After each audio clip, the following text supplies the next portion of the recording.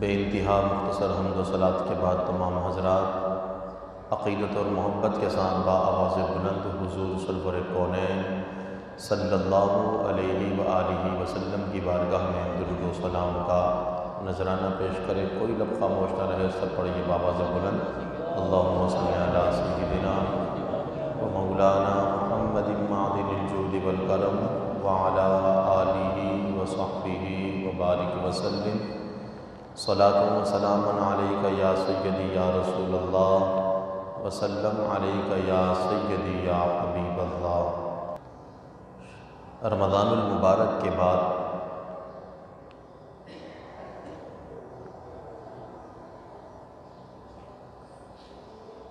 شوال المکرم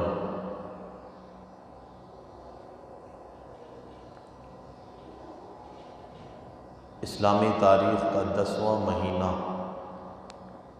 کہ جس مہینے میں حق اور باطل کے درمیان، کفر اور شرک کے درمیان دوسری جنگ عظیم احد پہاڑ کے دامن میں لڑی گئی، جس میں 70 سے زائد صحابہ کرام علیہم الرضوان نے جام شہادت نوش فرمایا۔ روایتیں مختلف ہیں۔ 7 شوال یا 12 شوال المکرم کو اس جنگ کا آغاز ہوا۔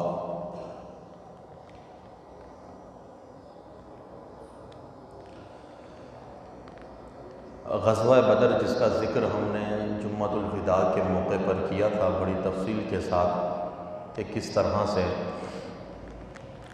مسلمان اپنے 313 کا لشکر لے کر بدر کی سرزمین پر پہنچے اور 1000 سے زائد کافروں سے مسلمانوں نے مقابلہ کیا اور ان کے کئی سرداروں کو بدر کی سرزمین پر قتل کر دیا۔ صحابہ کرام علیہم الرضوان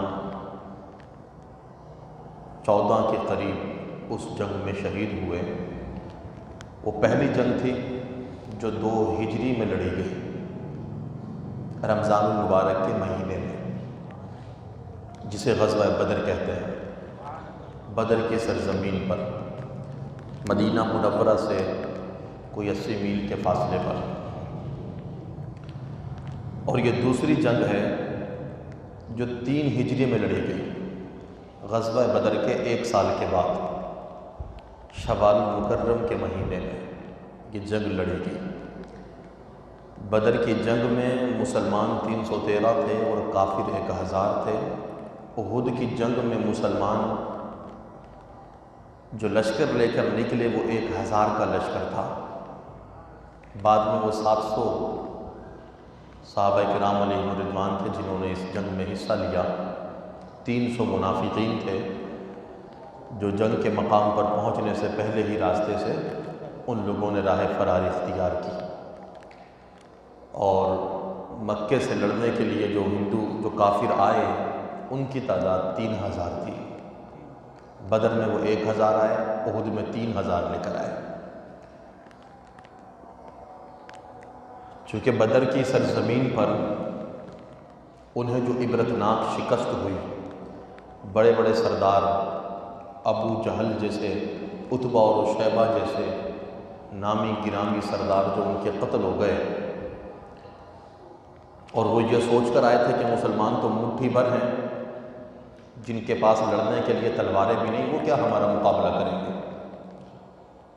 لیکن کس طرح اللہ کے رسول نے دعا فرمائی اور اللہ نے پہلے 1000 پھر 3000 پھر 5000 ملائکہ کو مسلمانوں کی مدد کے لیے بھیجا، اور اس جنگ میں اللہ نے مسلمانوں کو کامیابی عطا فرمائی اور دشمن ذلیل و رسوا ہو کر وہاں سے بھاگا۔ تو ایک پورے سال وہاں پر تیاری ہوتی رہی، انتقام اور انتقام کے نعرے وہاں پر لگتے رہے، کہ جس طرح ہمارے جوانوں اور سرداروں کو وہاں پر قتل کیا گیا ہے، اب کی بار ہم پوری قوت کے ساتھ مدینے پر حملہ کر کے ان لوگوں کو نیست و نابود کر دیں گے۔ پہلے چونکہ مکہ میں جو سردار تھا وہ ابو جہل تھا، وہ ہلاک ہو گیا بدر میں، تو اب سرداری آ گئی حضرت ابو سفیان رضی اللہ تعالی عنہ کے پاس، کیونکہ وہ اس کو مسلمان نہیں تھے۔ تو اس لشکر کو تیار کر کے 3000 لوگوں کا لشکر لے کر حضرت ابو سفیان مکے سے نکلے، اور مسلمانوں کی کوئی تیاری نہیں تھی، بلکہ خبر ہی نہیں۔ تو حضرت عباس رضی اللہ تعالیٰ عنہ جو حضور کے چچا ہیں، جنہوں نے بدر کے جنگ میں انہوں نے حصہ لیا تھا اور کافروں کے ساتھ مل کر حضور کے مقابلے میں وہ لڑے تھے، جب بدر کی جنگ مسلمان جیت گئے، دیگر لوگوں کو جہاں پر قیدی بنایا گیا تو حضرت عباس بھی قیدی کی صورت میں آئے۔ پھر رسول اللہ صلی اللہ علیہ وسلم نے ان سے جو ٹیکس تھا اس کا مطالبہ کیا، تو انہوں نے کہا کہ ہمارے پاس نہیں ہے۔ تو اللہ کے رسول نے کہ غیب کی خبر انہیں دی کہ اپنے گھر سے جب تم نکلے تو اتنا اتنا مال اپنی زوجہ کا تم دے کر آئے تھے۔ تو اس غیب کی خبر کو سن کر حضرت عباس نے اسلام قبول کیا تھا، لیکن اپنے اسلام کو آپ نے چھپا رکھا تھا۔ تو جب یہ وہاں سے نکلے تو آپ نے ایک خط لکھا حضور کے نام کہ اس طرح ابو سفیان کی قیادت میں 3000 کا لشکر مدینہ منورہ پر چڑھائی کرنے کے لیے مکہ سے روانہ ہو چکا ہے۔ تو اللہ کے رسول صلی اللہ علیہ وسلم کو جب اس کی خبر ملی تو رسول اکرم صلی اللہ علیہ وسلم نے صحابہ کرام کو جمع کیا اور ان سے مشورہ کیا۔ حضرت اسید بن حضیر، سعد بن معاذ، حضرت سعد بن عبادہ رضی اللہ تعالیٰ عنہ، انہیں جب خبر ملی کہ اس طرح سے کافروں کا لشکر وہاں سے نکل پڑا، تو انہوں نے رات بھر رسول اکرم صلی اللہ علیہ وسلم کے گھر پر پہرا دیا، مدینہ منورہ کے طرف آنے والے راستوں کی ناکہ بندی کی، اور راتوں کو وہاں پر صحابہ کرام کا پہرا لگایا۔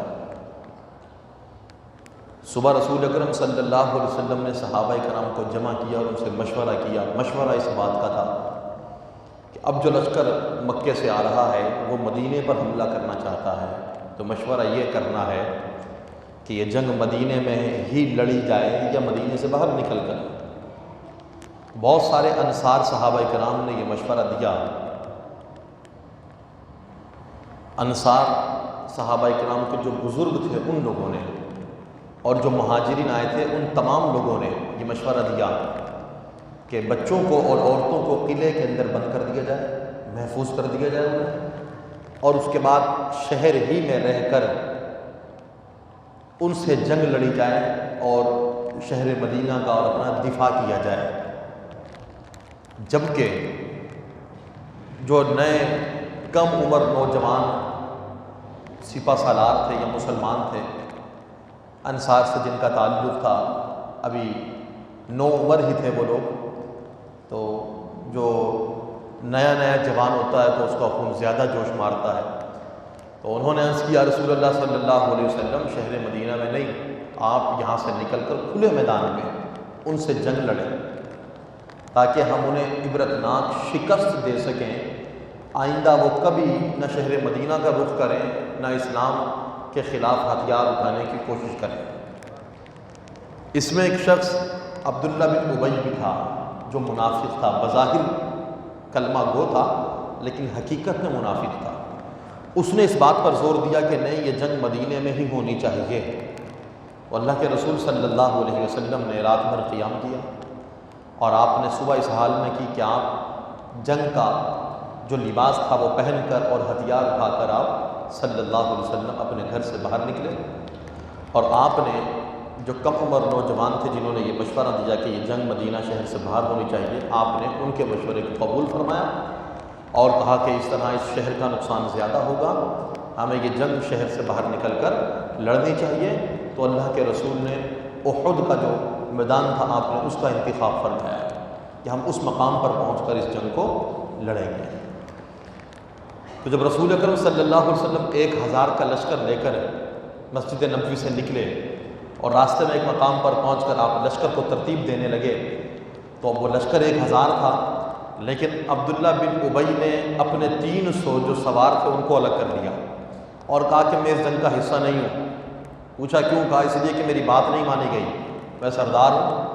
میری بات مانی جاتی، چھوٹے بچوں کی بات کو قبول کر لیا گیا اور ہم جیسے سرداروں کی بات کو نہیں مانا گیا۔ ہم یہ کہتے ہیں کہ مدینے میں جنگ لڑی جائے، آپ شہر سے باہر نکل کر لڑنا چاہتے ہیں، لہذا ہم اس جنگ کا حصہ نہیں ہیں۔ وہ 300 سواروں کو لے کر وہاں سے واپس پلٹ گیا۔ بقیہ جو 700 صحابہ کرام تھے جو جانثار تھے، رسول اللہ صلی اللہ علیہ وسلم پر اپنی جان قربان کر دینے والے لوگ تھے، رسول اللہ صلی اللہ علیہ وسلم ان کو لے کر وہاں سے احد پہاڑ کی طرف چل پڑے۔ ان میں کچھ لوگ ایسے بھی تھے، ایک صحابی جن کا نام ہے حضرت عمر بن جموح رضی اللہ تعالیٰ عنہ، جو ایک ٹانگ سے معذور تھے، ایک ہی ٹانگ درست تھی ان کی، اور 60 سال سے زائد ان کی عمر ہے، 4 بیٹے ہیں ان کے۔ جب رسول اکرم صلی اللہ علیہ وسلم ابھی مدینہ منورہ نہیں پہنچے تھے، آپ سے پہلے جن لوگوں نے مدینہ میں اسلام کی دعوت عام کی، ان میں ایک مصعب بن عمیر تھے، جنہیں رسول اللہ نے مکہ سے اسپیشلی طور پر مدینہ بھیجا تھا، اور حضرت اسعد بن زرارہ رضی اللہ تعالیٰ عنہ، یہ مدینہ میں اسلام کی دعوت لوگوں کو دیا کرتے تھے، اور حضرت عمر بن جموح ایک قبیلے کے سردار تھے۔ صرف قبیلہ ہی نہیں بلکہ یہ مدینہ جس کا نام پہلے یثرب تھا، یثرب کا سردار بھی آپ کو کہا جاتا تھا، اور یثرب کے بزرگوں میں حضرت عمر بن جموح کا شمار ہوتا تھا۔ اور آپ کے گھر میں ایک اسپیشل بت تھا، لکڑی کا تراشا ہوا، صبح شام آپ اس پر چڑھاوے چڑھاتے تھے اور صبح شام اس کی عبادت میں مصروف رہتے تھے۔ جو بھی معاملہ ہوتا تو اس بت کے سامنے جا کر سجدہ ریز ہو جاتے تھے اور کہتے کہ میں اپنے اس بت سے مشورہ طلب کرتا ہوں۔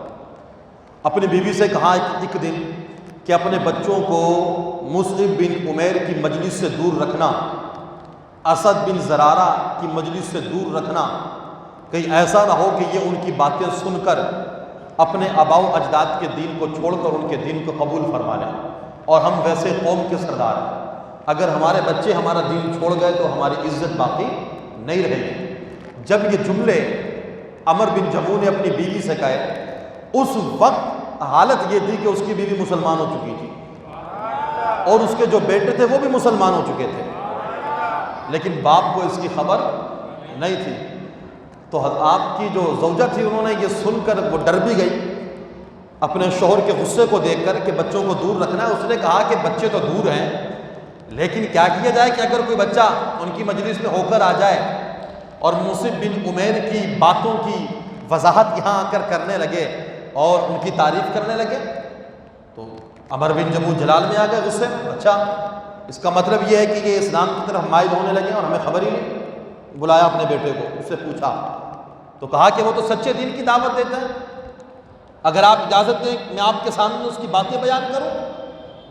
تو عمر بن جموح نے کہا کہ ہاں، کیا کہا اس نے؟ تو حضرت عمر بن جموح کے بیٹے نے کہا کہ اس نے مجھے قرآن سنایا، اس نے مجھے آیتیں سنائی، الحمدللہ رب العالمین الرحمن الرحیم مالک یوم الدین ایاک نعبد و ایاک نستعین اہدنا الصراط المستقیم صراط الذین انعمت علیہم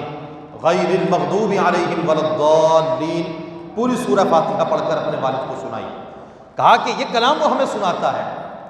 جس کلام کے اندر وہ ایک خدا کی بات کرتا ہے، ایک دین کی بات کرتا ہے، خالق اور مالک اور رازق کی بات کرتا ہے۔ اس کا کلام بہت میٹھا ہے، اس کی زبان میں بڑی تاثیر ہے۔ آپ نے یہ کلام مجھ سے سنا تو شاید اتنی مٹھاس آپ محسوس نہ کر سکیں، اگر یہی کلام آپ مصعب بن عمیر کی زبان سے سنتے تو آپ اتنی دیر ٹھہرے نہ رہتے، آپ تو اس کے اسلام کو قبول فرما لیتے، آپ تو اس کے دین پر راضی ہو جاتے۔ تو عمر بن جموح نے کہا کہ مجھے مہلت دو کہ میں اپنے بت سے کچھ مشورہ کر کے آؤں منات سے۔ 3-4 دن آتے جاتے رہے اس کے پاس، کہا کہ مجھے کچھ جواب دیا۔ بت نے کیا بولنا ہے؟ بیٹوں نے کہا کہ بابا یہ جو بت ہے لکڑی کا تراشا ہوا، اس نے کیا جواب دینا ہے؟ ایک رات بت کو اٹھا کر بچوں نے گندگی کے ڈھیر پر ڈال دیا۔ عمر بن جموح صبح بیدار ہوئے، بت کو ڈھونڈ کر لائے، پھر وہاں پر رکھا، اسے عطر سے معطر کیا، کہا کہ قسم ہے رب کی اگر مجھے تیری بے حرمتی کرنے والے کا پتہ چل جائے تو میں اسے ذلیل و رسوا کر کے رکھ دوں۔ اگلی رات پھر بچوں نے اٹھایا اور گندگی کے ڈھیر پر پھینک دیا، پھر صبح ڈھونڈا، وہاں سے اٹھایا، صاف کیا، عطر لگا کر پھر اسے بت خانے میں رکھا۔ پھر کہا کہ اگر تیری بے حرمتی کرنے والے کا مجھے پتہ لگ جائے تو ذلیل و رسوا کر دوں اسے۔ 3 راتیں یہ کام ہوتا رہا۔ چوتھی رات اسے ایک تلوار بھی دے دی بت کو، کہا کہ اب اگر کوئی تجھ پر یہ حملہ کرے، تجھے اٹھا کر لے جائے، اب ہمیں تو پتہ نہیں چلتا کون تجھے لے جاتا ہے، تو نے اس پر حملہ کر کے اسے ہلاک کر دینا ہے۔ بت سے کہا۔ چوتھی رات بچوں نے پھر اٹھایا، لے جا کر ایک کنویں میں ڈال دیا اور ایک مرا ہوا کتا بھی اس کنویں کے اندر پھینک دیا۔ اب اگلے دن عمر بن جموح ڈھونڈتا ڈھونڈتا اس کنویں کے پاس پہنچا تو دیکھا کہ بت اوندے منہ کنویں میں پڑا ہے اور ایک کتا بھی اس کے ساتھ مرا ہوا پڑا ہے۔ تو عمر بن جموح کے دل میں نفرت سی پیدا ہو گئی، کہا کہ اگر تو واقعی معبود ہوتا تو اس طرح اوندے منہ اس کنویں کے اندر نہ پڑا ہوتا اور کتا بھی تیرے ساتھ یہاں پر نہ ہوتا۔ بالغرض وہاں سے واپس آئے، مصعب بن عمیر کے پاس آئے، اسلام قبول کر لیا۔ اب جب احد میں جانے کی باری آئی، رسول اللہ نے جب ایک صحابی کو بھیجا کہ اعلان کرو کہ اسلام کو تمہاری مدد کی ضرورت ہے، آؤ، کافر جو ہے مدینہ پر حملہ کرنا چاہتے ہیں، ہم نے احد میدان میں جا کر ان کا مقابلہ کرنا ہے، سپہ سالاروں کی، جوانوں کی، لڑنے والوں کی ہمیں ضرورت ہے۔ تو حضرت عمر بن جموح کے 4 بیٹے تھے، چاروں بیٹے تلواریں اٹھا کر، زرہ پہن کر، ماں سے اجازت لے کر رسول اللہ کی خدمت میں آئے اور لشکر اسلام میں داخل ہو گئے۔ اکیلا گھر میں رہ گیا عمر بن جموح، جو ضعیف بھی ہے اور ایک ٹانگ سے معذور بھی ہے۔ اس نے اپنی بیوی سے کہا کہ مجھے کھڑا کرو اور تیار کرو کہ میں بھی اس جنگ کے اندر شامل ہونا چاہتا ہوں۔ اس کی بیوی نے کہا کہ تو معذور ہے، چل نہیں سکتا، تلوار کسے چلائے گا، تو الٹا مسلمانوں پر بوجھ بن جائے گا، تیرا جانا مناسب نہیں، اور نہ تو پابند ہے اس بات کا، شریعت نے تجھے چھوٹ دی ہے اسلام نے کہ تو معذور ہے، تجھے نہیں بلایا گیا۔ کہا کہ اچھا، تم کے چاہتی ہو کہ بیٹے شہید ہو کر جنت کا رخ کریں اور میں اسی جگہ پر پڑا رہوں؟ آئے اپنے پاؤں معذور ہونے کے باوجود رسول اللہ کی خدمت میں، اور بیگم نے یہ کہا کہ آپ جا رہے ہیں لیکن مجھے یہ پتہ ہے کہ آپ بھاگ کر واپس آ جائیں گے، آپ مسلمانوں کے لشکر پر بوجھ بن جائیں گے۔ آپ جب نکلنے لگے تو آپ نے ہاتھ اٹھائے دعا کے لیے اور کہا کہ مولا مجھے شہادت کی موت عطا فرمانا، اور پروردگار مجھے اپنے گھر کی طرف واپس نہ لوٹانا۔ یہ جملے دعائیہ جا کر اپنے گھر سے نکلے، حضور کی خدمت میں آئے، حضور سے اجازت چاہی۔ حضور نے فرمایا کہ تم معذور ہو اور شریعت نے تمہارے لیے یہ راستہ کھلا رکھا ہے کہ تم جا کر اپنے گھر میں بیٹھو، شریعت کا حکم نہیں کہ تم میدان میں جاؤ، میدان میں وہ جائے جو ٹھیک ہو، صحیح سلامت ہو، طاقتور ہو، تم ضعیف بھی ہو، بوڑھے بھی ہو، کمزور بھی ہو، معذور بھی ہو، لہذا تمہیں شریعت اجازت دیتی ہے کہ اپنے گھر میں بیٹھ کر آرام کرو۔ اب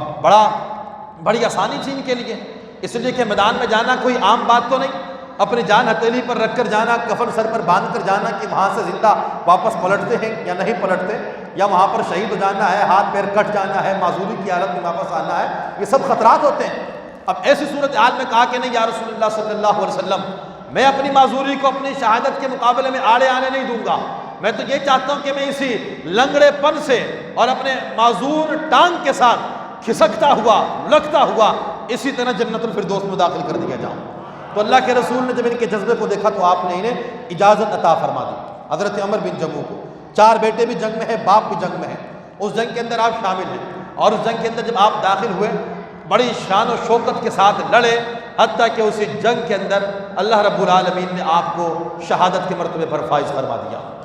آپ خود بھی شہید ہو گئے، آپ کا ایک بیٹا بھی شہید ہو گیا، اور آپ کا یعنی جو ان کی زوجہ تھی ان کا ایک بھائی بھی اس جنگ کے اندر شہید ہو گیا۔ جب یہ جنگ ختم ہو گئی تو ان کی زوجہ، عمر بن جموح کی زوجہ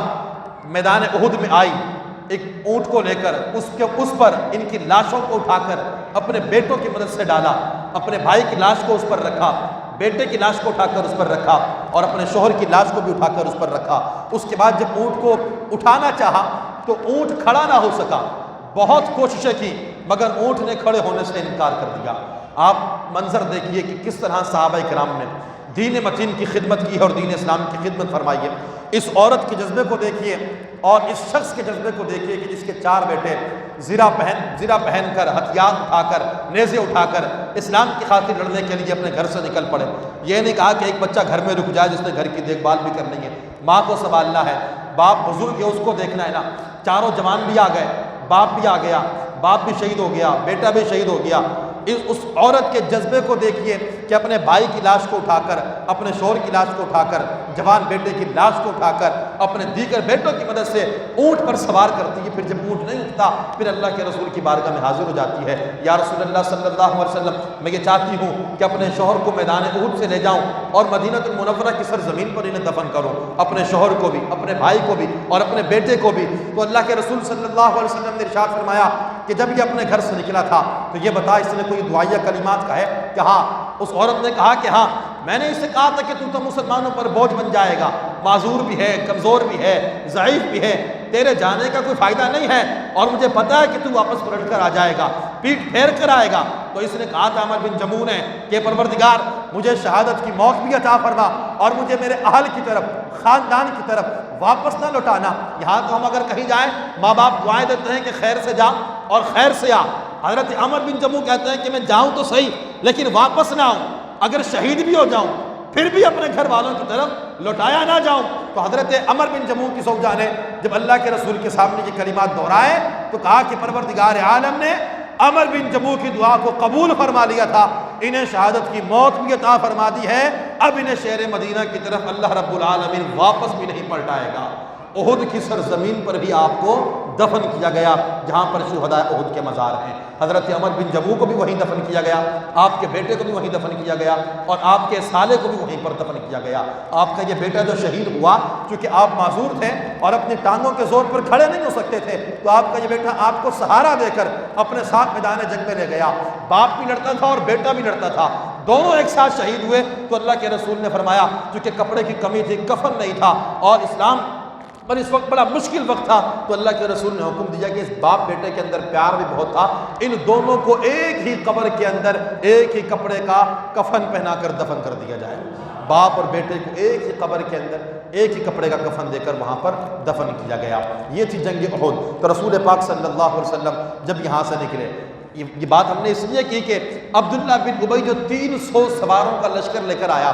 لشکر لے کر اس نے کہا کہ چونکہ میری بات نہیں مانی گئی تھا تو وہ اصل میں منافق، تو وہ اپنے 300 کا لشکر لے کر وہاں سے واپس پلٹ گیا، اور اللہ کے رسول اپنے 700 صحابہ اکرام کے لشکر کو لے کر وہاں سے احد میدان کی طرف نکلے، اور احد میدان میں آ کر رسول اکرم صلی اللہ علیہ وسلم نے اپنی صفوں کو درست فرمایا۔ یہ ایک پہاڑی جنگ تھی، رسول اللہ صلی اللہ علیہ وسلم کے صحابہ اکرام کے عقب میں ایک بڑا پہاڑ تھا، وہاں پر رسول اکرم صلی اللہ علیہ وسلم نے اپنے صحابہ اکرام کو ٹھہرایا، اور اس پہاڑ پر اللہ کے رسول نے 50 تیر اندازوں کو کھڑا کیا۔ آپ نے فرمایا کہ کوئی یہاں سے عقب سے پیچھے سے حملہ نہ کرے، تو ہم جیت جائیں یا جنگ ہار جائیں، تم نے اس پہاڑی کو، اس درے کو چھوڑنا نہیں ہے، یہاں سے ہٹنا نہیں ہے۔ قرآن مجید فرقان حمید میں جتنی بھی جنگوں کا ذکر آیا، ان تمام جنگوں میں غزوہ احد کا ذکر اللہ رب العالمین نے سب سے زیادہ فرمایا ہے۔ یہ وہ جنگ ہے جہاں پر یہ فیصلہ کرنا مشکل ہو گیا کہ یہ جنگ مسلمان جیتے ہیں یا اس جنگ میں مسلمانوں کو شکست ہوئی ہے، آخر کیا ہوا ہے۔ اس جنگ کا جب آغاز ہوا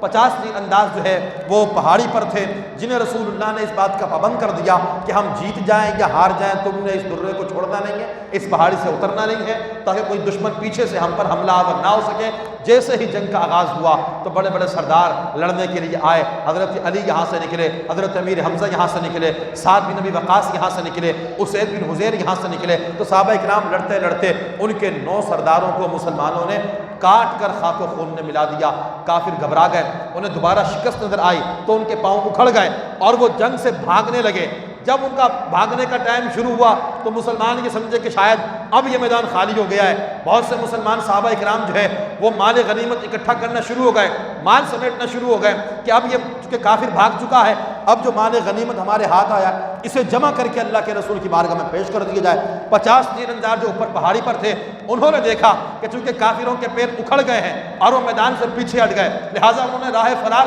اختیار کر لی ہے، اور میدان کا نقشہ ان کے سامنے تھا کہ صحابہ کرام مال غنیمت جمع کر رہے ہیں۔ تو پہاڑ پر جو 50 تیر انداز تھے ان لوگوں میں سے صحابہ کرام نیچے اترنا شروع ہو گئے کہ چلو ہم چل کر اپنے صحابہ کرام کی مدد کرتے ہیں، ساتھیوں کی مدد کرتے ہیں، یہاں پر جو مال جمع کرنا ہے جمع کر کے اللہ کے رسول کی بارگاہ میں پیش کیا جائے۔ ان کے جو سپہ سالار تھے 50 صحابہ کرام کے، انہوں نے منع کیا کہ اللہ کے رسول نے منع فرمایا تھا کہ ہم نے اس پہاڑی کو چھوڑنا نہیں ہے، تو انہوں نے کہا نہیں، اللہ کے رسول کے کہنے کا مطلب یہ تھا کہ جب تک جنگ جاری رہے اس پہاڑی پر کھڑے رہنا، اور خبردار کہ دشمن تمہارے پیچھے سے مسلمانوں کے لشکر پر حملہ آور نہ ہو۔ اب تو چونکہ جنگ ختم ہو چکی ہے، کافر یہاں سے بھاگ چکے ہیں،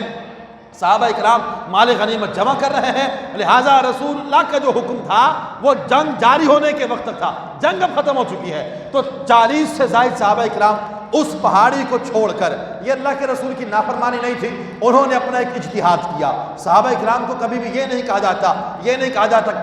جا سکتا کہ مال کی وجہ سے، چونکہ مال کے لالچ میں آ کر ان لوگوں نے ایک بہت بڑی غلطی کی، نہیں، ان لوگوں نے اپنا ایک اجتہاد کیا، یہ سمجھا کہ اللہ کے رسول نے ہمیں یہ کہا تھا کہ جب تک جنگ جاری رہے تم نے اس پہاڑی کو نہیں چھوڑنا، اب تو جنگ ختم ہو چکی ہے، کافر بھاگ چکا ہے، لہذا ان لوگوں نے اپنا یہ اجتہاد کیا، اس اجتہاد میں ان سے خطا ہو گئی اور وہ نیچے اتر آئے۔ اب 40 زائد صحابہ اکرام نیچے آ گئے، پیچھے 10 سے کم صحابہ اکرام اس درے پر، اس پہاڑی پر بچے، اور یہ دشمن جن کے پاؤں اکھڑ گئے، یہ یہاں سے بھاگنے لگے، تو ان کے ساتھ حضرت خالد بن ولید بھی تھے جنہوں نے اسلام بھی قبول نہیں کیا تھا، اور خالد بن ولید جنہیں سیف اللہ کا لقب اللہ کے رسول نے عطا فرمایا، جنہیں جنگی حکمت عملی پہ کے جو ماہر جانے جاتے تھے، ان کے پاؤں اکھڑ گئے، وہ اپنے لشکر کو لے کر وہاں سے واپس جا رہے تھے، لیکن جب اس پہاڑی کے قریب سے وہ گزرنے لگے اور انہوں نے اس پہاڑی کو جب خالی دیکھا کہ جہاں پر 50 تیر انداز موجود تھے، انہوں نے دیکھا کہ یہ پہاڑی تو خالی ہے، تو حضرت خالد بن ولید نے اپنی جنگی حکمت عملی کو تبدیل کرتے ہوئے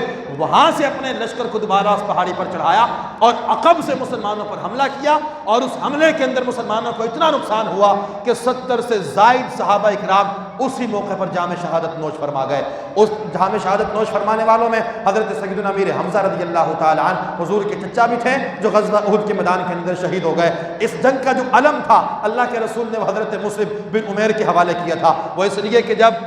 حضرت عباس رضی اللہ تعالیٰ عنہ نے مکے سے یہ خط لکھ کر بھیجا کہ کفار جو ہے مدینہ پر حملہ کرنا چاہتے ہیں، تو اللہ کے رسول نے صحابہ اکرام کو یہاں سے بھیجا، کہا کہ جاؤ اور دیکھو، یہاں پر جاسوسی کرو کہ ان کا لشکر کتنا بڑا ہے اور ان کے کیا کیا معاملات ہیں۔ جب جنگ شروع ہونے کا وقت آیا تو اللہ کے رسول نے پوچھا کہ یہاں پر جو علم ہے وہ کس کے ہاتھ میں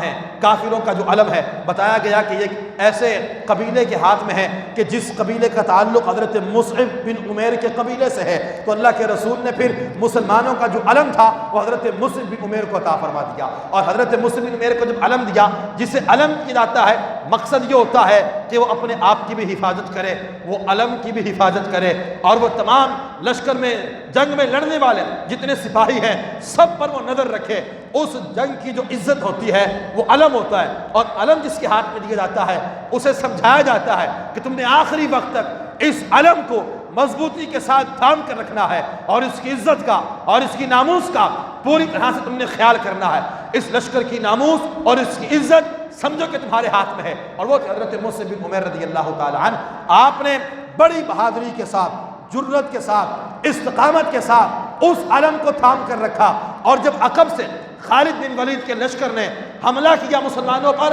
تو حضرت مصعب بن عمیر رضی اللہ تعالی عنہ پر حملہ کیا گیا، آپ کا ایک بازو کٹ گیا، تو آپ نے وہ علم دوسرے ہاتھ میں لے لیا اور آپ پر وار کر کے دوسرے بازو کو کاٹ دیا گیا، تو آپ نے اس علم کو اپنے سینے پر لگایا اور اپنے کٹے ہوئے چھوٹے چھوٹے بازوؤں سے اس علم کو ایسے اپنے بازوؤں کے ساتھ دبا لیا، اس علم کو نیچے نہیں گرنے دیا۔ پھر ایک کافر نے تیر مارا جو آپ کے سینے میں آ کر پیوست ہوا اور وہ آپ کی کمر سے باہر نکل گیا۔ آپ جب زمین پر گرنے لگے تو مولا کائنات مشکل کشا شیر خدا کرم اللہ وجہ الکریم نے اس علم کو آپ سے لیا اور اسے ہوا میں بلند کیا۔ حضرت مصعب بن عمیر رضی اللہ تعالی عنہ یہ وہ صحابی تھے جو شکل و وجاہت میں، حلیے میں رسول اکرم صلی اللہ علیہ وسلم کے بہت زیادہ مشابہ تھے۔ جب آپ زمین پر گرے، جس نے آپ کو قتل کیا اس نے یہ اعلان کر دیا کہ چونکہ میں محمد صلی اللہ علیہ وسلم کو قتل کر آیا ہوں۔ احد کے میدان کے اندر اس نے یہ اعلان کیا۔ جب یہ اعلان ہوا تو اب صحابہ کرام علیہم رضوان کی ہمتیں ٹوٹ گئیں اور ان کے پاؤں اکھڑ گئے۔ جس نے یہ اعلان سنا اس میں کچھ صحابہ کرام ایسے تھے، جب یہ سنا کہ رسول اللہ شہید ہو گئے تو جو جہاں کھڑا تھا اسی مقام پر بیٹھ گیا، کسی نے واپس مدینے کا رخ کر لیا، کوئی پہاڑی پر چڑھ گیا، کسی نے تلوار کو پھینک دیا، کہا کہ یہ ساری جدوجہد، یہ کوششیں، یہ سر کٹانا، یہ گھر لٹانا، یہ سب کچھ تو محمد الرسول اللہ کے لیے تھا، اگر وہی نہ رہے تو پھر ہماری یہ جدوجہد کس کام کی؟ تو صحابہ کرام میں کسی کی حالت یہ ہو گئی کہ وہ اپنی حالت میں نہ رہا، کسی نے تلواریں پھینک دی، خود اپنے آپ کو کافروں کے حوالے کر دیا، کوئی بلندی پر چڑھ گیا، کوئی مدینے کی طرف نکل گیا، کسی نے کیا الغرض معاملہ ایسا ہوا کہ افراتفری پھیل گئی، رسول اکرم صلی اللہ علیہ وسلم کے قتل کا اعلان کر دیا گیا۔ کچھ دیر کے بعد رسول اکرم صلی اللہ علیہ وسلم پر حملہ آور ہوئے یہ کفار، آپ کے دندان مبارک بھی اس جنگ کے اندر شہید کر دیے گئے۔ اسید بن حذیر تھے، سعد بن معاذ تھے، جن لوگوں نے چاروں طرف سے رسول اکرم صلی اللہ علیہ وسلم کو گھیرے میں لیا اور آپ کو آپ کی حفاظت فرمائی۔ تیر چاروں طرف سے آنے والے صحابہ کراموں کے سینوں پر لگے، لیکن اللہ کے رسول پر صحابہ کرام نے کوئی آنچ نہیں آنے دی۔ یہ حضرت موسیٰ بن عمیر رضی اللہ تعالیٰ عنہ یہ وہ شخصیت ہیں کہ جنہیں اسلام کا پہلا سفیر کہا جاتا ہے۔ اسلام کی تاریخ کے اندر جس شخص کو سب سے پہلے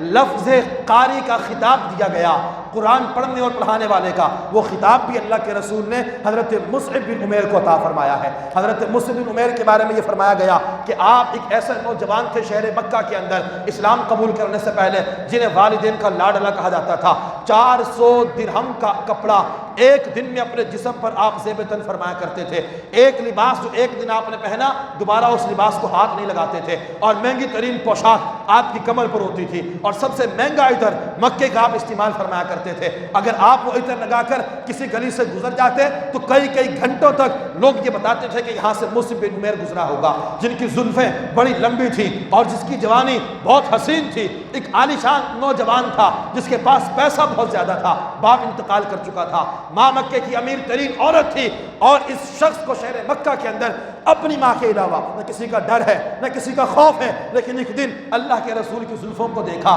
رسول اللہ کے حسن و جمال کو دیکھا، آپ کی زبان سے اسلام کا پیغام سنا تو ساری دنیا کو چھوڑ دیا، اپنی پوشاک بھول گیا، لباس کو بھول گیا، عطر کو بھول گیا، اللہ کے رسول کی زلفوں کا اسیر ہو گیا، کلمہ پڑھ کر مسلمان ہو گیا۔ جو کہ شہر مکہ ایک چھوٹا سا شہر تھا، وہاں پر جب لوگ مدینہ رسول اللہ کی طرف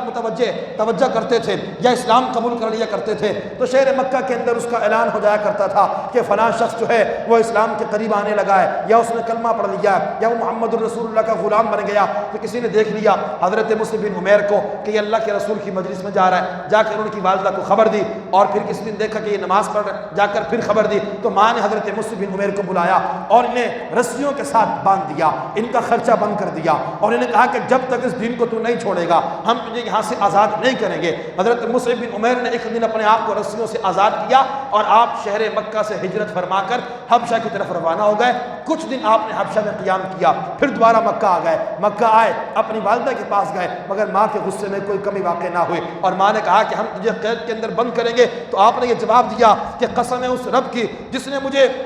جس کے ذریعے سے مجھے دین اسلام کی دولت ملی ہے، کہ میری ماں جتنے لوگ بھی مجھے باندھ کر تیرے حوالے کرنے میں شامل ہوں گے، ہر ایک کا سر اس کے تن سے میں جدا کر کے رکھ دوں گا، ہر ایک کو قتل کر کے رکھ دوں گا۔ ماں جانتی تھی اپنے بیٹے کے ارادے کو، تو وہ ڈر گئی اور اس نے اسے قید نہیں کیا۔ پھر الوداعی نظروں سے آپ نے اپنے گھر کو دیکھا، اپنی ماں کو چھوڑ دیا، گھر کو چھوڑ دیا، اللہ کے رسول کی بارگاہ میں آ گئے۔ مدینہ منورہ سے ایک پوری جماعت رسول اللہ کی بارگاہ میں آئی اور انہوں نے کہا یا رسول اللہ صلی اللہ علیہ وسلم، آپ ہمیں ایک ایسا مبلغ عطا فرمائیں، آپ ہمیں ایک ایسا قاری عطا فرمائیں جو یہاں سے مدینہ تشریف لائے اور ہمیں اسلام بھی سکھائے اور ہمیں قرآن پڑھنا بھی سکھائے۔ تو اللہ کے رسول نے تمام صحابہ کرام میں جس بندے کا انتخاب کیا وہ یہی حضرت مصعب بن عمیر رضی اللہ تعالی عنہ تھے۔ رسول اکرم صلی اللہ علیہ وسلم نے آپ کو اسلام کا پہلا سفیر بنا کر شہر مکہ سے مدینہ کی طرف آپ کو رخصت فرمایا۔ آپ مدینہ تشریف لائے، حضرت اسعد بن زرارہ رضی اللہ تعالیٰ عنہ کے گھر میں آپ نے قیام فرمایا، اور آپ کی دین متین کی خدمات اتنی زیادہ ہیں کہ رسول اللہ کی تشریف آوری سے قبل ہی حضرت مصعب بن عمیر کی کوششوں کے ذریعے سے 300 سے زائد لوگ کلمہ پڑھ کر دین اسلام قبول فرما چکے تھے۔ یہ حضرت مصعب بن عمیر رضی اللہ تعالیٰ عنہ جب آپ حبشہ سے ہجرت کر کے واپس مکہ میں رسول اللہ کی خدمت میں آئے، تو اللہ کے رسول نے جب حضرت مصعب بن عمیر کو دیکھا تو رسول اللہ صلی اللہ علیہ وسلم غمگین ہوئے، اور صحابہ کرام یہ منظر دیکھ کر حیران رہ گئے کہ یہ وہی مصعب بن عمیر ہے جو ایک لباس پہننے کے بعد دوبارہ اسے ہاتھ نہیں لگاتا تھا، شہر مکہ کی بہترین مہنگی ترین پوشاک اپنی کمر پر رکھتا تھا۔ جب اس دن اس کے لباس کو دیکھا تو ایک تہبند اور ایک چادر حضرت مصعب بن عمیر نے باندھ رکھی تھی، تو اللہ کے رسول نے فرمایا کہ میں جانتا ہوں یہ شہر مکہ کا سب سے لاڈ مقام پر پہنچا دیا ہے۔ اور جب حضرت مصعب بن عمیر شہید ہو گئے، رسول اکرم صلی اللہ علیہ وسلم غزوہ احد کی جو شہداء تھے ان کی لاشوں کے پاس جب آپ تشریف لائے اور حضرت مصعب بن عمیر کی لاش کے پاس اللہ کے رسول جب پہنچے تو آپ کی آنکھوں سے آنسو رواں ہو گئے۔ آپ نے فرمایا کہ میں نے مصعب بن عمیر کو اسلام قبول کرنے سے پہلے بھی اسے دیکھا ہے اور آج اسلام قبول کرنے کے بعد بھی اسے دیکھا ہے۔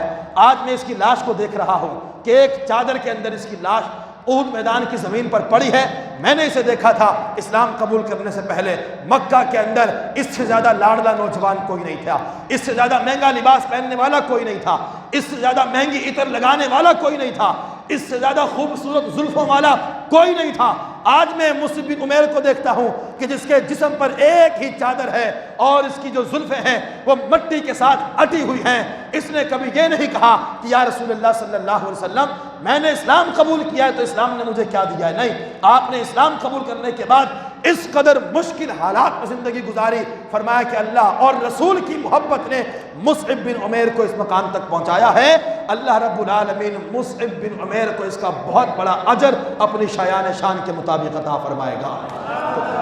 یہ حضرت مصعب بن عمیر رضی اللہ تعالی، صرف یہی نہیں، حضرت حنظلہ رضی اللہ تعالی عنہ کے جن کے والد اس جنگ کے اندر کافروں کے ساتھ یہاں پر شامل تھے، اور حضرت حنظلہ رضی اللہ تعالی عنہ وہ تھے کہ جن کی شادی ابھی نئی نہیں ہوئی تھی اور ان کی پہلی ہی رات تھی اپنی زوجہ کے ساتھ کہ اچانک اعلان ہوا کہ مسلمانوں کو اللہ کے رسول طلب فرما رہے ہیں کہ کافر شہر مدینہ پر حملہ کرنے والے ہیں، تو مسلمان نوجوان اپنے اپنے گھروں سے نکلے۔ تو حضرت حنظلہ رضی اللہ تعالی عنہ جیسے ہی آپ نے یہ اعلان سنا تلوار اٹھا کر زرہ پہن کر اپنے گھر سے نکل پڑے۔ آپ کو غسل کرنا بھی یاد نہ رہا اور اس جنگ کے اندر آپ شامل ہو گئے۔ جب یہ جنگ شروع ہونے لگی تو حضرت حنظلہ رضی اللہ تعالی عنہ نے عرض کیا رسول اللہ صلی اللہ علیہ وسلم آپ مجھے اجازت دیں، سب سے پہلے میں اپنی تلوار سے اپنے باپ کا سر کاٹ کر آپ کے قدموں میں پیش کرنا چاہتا ہوں۔ اللہ کے رسول نے اجازت عطا نہیں فرمائی۔ حضرت حنظلہ رضی اللہ تعالی عنہ پھر اس جنگ کے اندر لڑے اور بڑی شان و شوکت کے ساتھ لڑے۔ یہ وہ دولہا تھا جس نے ایک رات بھی پوری اپنی زوجہ کے ساتھ نہیں گزاری،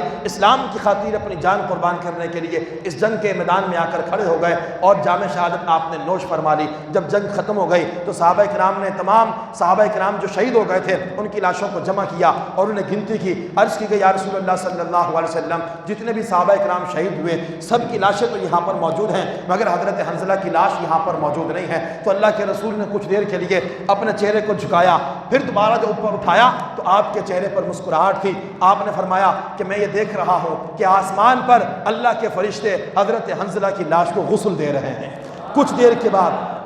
بعد اللہ کے رسول نے صحابہ کرام کو بھیجا۔ صحابہ کرام نے پھر احد میدان کا چکر لگایا تو حضرت حنظلہ کی لاش انہیں احد میدان میں پڑی ہوئی ملی۔ جب اسے اٹھا کر لائے تو ایسا محسوس ہوتا تھا کہ ان کی داڑھی کے بالوں سے پانی کے قطرے ٹپک رہے ہیں۔ اسی وجہ سے حضرت حنظلہ رضی اللہ تعالی عنہ کو غسیل الملائکہ کا لقب عطا فرمایا گیا کہ یہ وہ شخص ہے کہ جسے اللہ کے فرشتوں نے غسل دیا تھا۔ تو اس جنگ کے اندر 70 سے زائد صحابہ کرام علیہ رضوان شہید ہوئے، جس میں رسول اکرم صلی اللہ علیہ وسلم کے سگے چچا حضرت امیر حمزہ رضی اللہ تعالی عنہ جنہیں اس جنگ کے اندر شہید کر دیا گیا۔ یہ وہ ماہ مکرم ہے جس کے اندر احد کی جنگ لڑی گئی۔ 15 شوال المکرم کو حضرت امیر حمزہ رضی اللہ تعالی عنہ کو شہید کیا گیا۔ آپ کے ہاتھ بھی کاٹ دیے گئے، پاؤں بھی کاٹ دیے گئے، آپ کے کان بھی کاٹ دیے گئے، آپ کی زبان بھی کاٹ دی گئی، آپ کے سینہ مبارک کو چیر کر آپ کا دل باہر نکال کر ایک ہندہ نامی خاتون کہ جس نے بعد میں اسلام قبول کیا اس نے اپنے دانتوں سے حضرت امیر حمزہ کے جگر کو چبایا۔ ان کے دل کے اندر ایک انتقام تھا کہ کس طرح ان لوگوں نے بدر کے میدان میں ہمارے سرداروں کو، ہمارے آباء و اجداد کو، ہمارے نوجوانوں کو قتل کیا ہے۔ اللہ کے رسول حضرت امیر حمزہ رضی اللہ تعالی عنہ اپنے چچا سے بے انتہا محبت اور پیار فرماتے تھے، اور غزوہ بدر کے اندر جس طرح حضرت امیر حمزہ نے کافروں کو کاٹ کاٹ کر خاک و خون میں نہلا دیا تھا تو اللہ کے رسول صلی اللہ علیہ وسلم انہیں ان کی بہادری کی بار بار داد دیا کرتے تھے۔ اور اس جنگ کے اندر بھی اللہ کے رسول صلی اللہ علیہ وسلم حضرت امیر حمزہ کو جب دیکھتے کہ وہ لڑ رہے ہیں صحابہ کرام فرماتے کہ ہم دیکھتے کہ رسول اللہ اپنے پنجوں کے بل کھڑے ہو کر اپنی ایڑیاں اٹھا اٹھا کر دیکھتے تھے حضرت امیر حمزہ کو، اور فرماتے تھے کہ وہ دیکھو میرے چچا امیر حمزہ کس طرح بہادری کے ساتھ لڑ رہے ہیں، فلاں کو بھی قتل کیا، فلاں کو بھی قتل کیا اور فلاں کو بھی قتل کیا۔ کہ اچانک حضرت واشی جو ایک آڑ میں چھپا ہوا تھا، اس نے چھپ کر ایک تیر مارا جو حضرت امیر حمزہ کی ناف میں آ کر لگا اور پیچھے سے پار ہو گیا، اور اس کے بعد اس نے حضرت امیر حمزہ رضی اللہ تعالی عنہ پر وار کیا تو آپ زمین پر گر گئے اور جام شہادت آپ نے نوش فرمایا۔ رسول اللہ صلی اللہ علیہ وسلم جب ان کی جنازے پر، ان کی لاش پر تشریف لائے تو رسول اکرم صلی اللہ علیہ وسلم، صحابہ کرام فرماتے ہیں ہم نے آپ کو اس قدر اس دن روتے ہوئے دیکھا کہ اس سے پہلے ہم نے کبھی بھی اللہ کے رسول کو اتنا روتے ہوئے نہیں دیکھا۔ رسول اکرم صلی اللہ علیہ وسلم اتنا روئے کہ آپ کے چہرے کا مسئلہ کر دیا گیا، یعنی بگاڑ دیا گیا، ناک بھی کاٹ دی گئی، ہونٹ بھی کاٹ دیے گئے، کان بھی کاٹ دیے گئے اور زبان بھی کاٹ دی گئی، سینہ چیر دیا گیا، ہاتھ پاؤں کو الگ الگ کر دیا گیا۔ اللہ کے رسول صلی اللہ علیہ وسلم روتے رہے۔ رسول اکرم صلی اللہ تعالی علیہ وسلم نے حضرت امیر حمزہ رضی اللہ تعالی عنہ کا احد میدان میں 70 مرتبہ اللہ کے رسول نے آپ کی نماز جنازہ پڑھائی ہے۔ اتنی محبت اور آپ کو پیار تھا حضرت امیر حمزہ رضی اللہ تعالی عنہ سے۔ آج ان تمام صحابہ کرام کے جو مزار ہیں وہ احد پہاڑ کے دامن میں ہیں۔ جب بھی بندہ مدینہ منورہ جاتا ہے تو احد جو پہاڑ ہے وہ مسجد نبوی سے بھی نظر آتا ہے اور بالکل قریب ترین واقع ہے جہاں پر یہ جنگ لڑی گئی۔ شہدائے احد جتنے بھی ہیں وہ اسی جگہ پر مدفون ہیں، اور سید الشہداء حضرت امیر حمزہ رضی اللہ تعالی عنہ کو امیر طیبہ بھی کہا جاتا ہے۔ کہا جاتا ہے کہ مدینہ المنورہ کی جو چابیاں ہیں وہ حضرت امیر حمزہ کے ہاتھ میں ہیں۔ شہر مدینہ میں اسی کی حاضری ہوتی ہے جسے حضرت امیر حمزہ رضی اللہ تعالی عنہ کی طرف سے اذن ملتا ہے یا اجازت عطا ہوتی ہے۔ بڑے بڑے بزرگ صوفیان اور پیران عظام جب بھی شہر مدینہ جاتے ہیں وہ اللہ کے رسول کے دربار میں حاضری بعد میں دیتے ہیں، پہلے سید الشہداء حضرت امیر حمزہ رضی اللہ تعالی عنہ کے مزار اقدس پر حاضری دیا کرتے ہیں۔ پھر رسول اکرم صلی اللہ علیہ وسلم کا یہ معمول تھا کہ جب بھی عید کا دن آتا آپ احد میدان میں تشریف لے جاتے تھے۔ جتنے بھی صحابہ کرام احد میدان میں شہید ہوئے آپ ان کی قبروں پر تشریف لے جاتے تھے، اور بعض روایتوں میں آتا ہے کہ ہر 6 مہینے کے بعد رسول اکرم صلی اللہ علیہ وسلم احد پہاڑ پر ان صحابہ کرام کی قبروں پر تشریف لے جاتے تھے جو احد کے پہاڑ، احد کی جنگ کے اندر شہید ہوئے تھے۔ اور رسول اکرم صلی اللہ علیہ وسلم نے کیونکہ احد پہاڑ پر یہ جنگ لڑی گئی، فرمایا کہ احد جو پہاڑ ہے یہ جنت کے پہاڑوں میں سے ایک پہاڑ ہے۔ 4 پہاڑ رسول اکرم صلی اللہ علیہ وسلم نے گنوائے جن میں سے یہ کہا کہ احد بھی یہ جنتی پہاڑوں میں سے ایک پہاڑ ہے، اور ایک حدیث نے فرمایا کہ یہ پہاڑ مجھ سے محبت کرتا ہے اور میں اس پہاڑ سے محبت فرماتا ہوں۔ اور ایک روایت میں یہاں تک ملتا ہے کہ جب شہید ہونے والے صحابہ کرام علیہ رضوان کی لاشوں کو اٹھا کر جنت البقیع میں دفن کرنے کے لیے لے جانے کے لیے اٹھایا گیا تو جب رسول اکرم صلی اللہ علیہ وسلم ان کے جنازے لے کر وہاں سے چلنے لگے تو احد پہاڑ بھی اپنی زمین سے کھسکنے لگا، آگے بڑھنے لگا۔ گویا اس نے یہ مطالبہ کیا اللہ کے رسول سے کہ یا رسول اللہ صلی اللہ علیہ وسلم جس کا خون ہمارے دامن میں گرا ہے آپ ان کے جسموں کو ہمارے دامن سے جدا نہ کریں، آپ انہیں ہمارے ہی دامن میں، ہمارے ہی اندر آپ انہیں دفنائیں۔ اللہ کے رسول جب ان جنازوں کو لے کر چلنے لگے اور پیچھے احد پہاڑ کی طرف دیکھا تو پھر آپ رک گئے۔ آپ نے صحابہ کرام کو حکم دیا اگر ہم یہ جنازے لے کر آگے بڑھے تو احد پہاڑ ہمارے پیچھے چلتا چلا آئے گا، اور اگر یہ یوں ہی چلتا آتا رہا تو یہ مدینہ منورہ کو نشان سے ختم کر دے گا۔ پھر اللہ کے رسول نے حکم دیا کہ ان صحابہ کرام علیہ رضوان کو اسی مقام پر دفن کر دیا جائے جس مقام پر آج جو شہدائے احد ہیں ان کے مزارات موجود ہیں۔ اللہ تبارک و تعالی ہم سب کو صحابہ کرام علیہ رضوان کی سچی محبت نصیب فرمائے، اور اس ماہ مبارک میں جس قدر ہو سکے شہدائے احد کے لیے اپنے گھروں پر فاتحہ خوانی کا اہتمام کریں۔ اللہ رب العالمین ہم سب کو دین متین کی خدمت کی توفیق عطا